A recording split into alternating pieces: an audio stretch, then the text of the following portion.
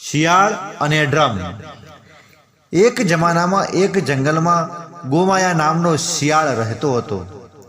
એક દિવસ તેને ખૂબ જ ભૂખ લાગી હતી અને તે ખોરાકની શોધમાં ભટકી રહ્યો હતો।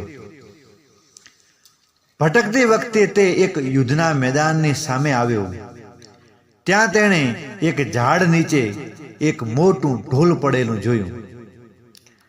જ્યારે પવન ફૂંકાયો ત્યારે ઝાડના મૂળમાં ઉગેલી એક કોમળ ડાળી ઢોલના તાલનો અવાજ ઉત્પન્ન કરતી ડ્રમ સાથે અથડાઈ શિયાળને ડ્રમને ચારે તરફ તપાસ્યું અને પછી તેને આગળના પંજાથી ડ્રમ વગાડ્યું।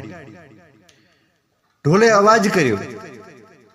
હવે શિયાળને લાગ્યું કે કદાચ ઢોલની અંદર બીજું કોઈ નાનું પ્રાણી હશે અને તે તેના માટે ખૂબ જ સ્વાદિષ્ટ ભોજન બનશે, પરંતુ તેને ડ્રમની ટોચને ફાડી નાખવી ખૂબ જ મુશ્કેલ લાગી। શિયાળે એક યોજના વિશે વિચાર્યું અને એના આગળના પંજાથી ડ્રમને મારવાનું શરૂ કર્યું।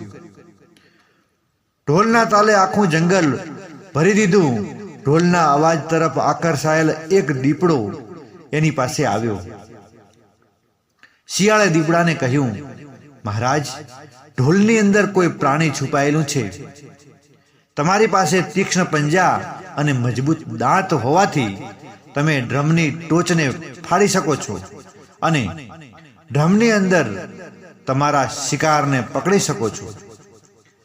દીપડો પોતે ભૂખ્યો હતો, તેથી તેણે એના ભારે પંજાથી ડ્રમની ટોચ પર માર્યો।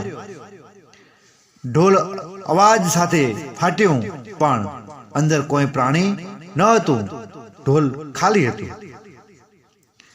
ખાલી ડ્રમ જોઈને દીપડો ખૂબ જ ગુસ્સે થઈ ગયો અને શિયાળને કહ્યું, તમે મારો સમય બગાડ્યો છે। ઢોલની અંદર ખાવાનું નથી, તેથી હું તને ખાઈ જઈશ। દીપડો શિયાળ પર તૂટી પડ્યો અને તેને મારીને ખાઈ ગયો।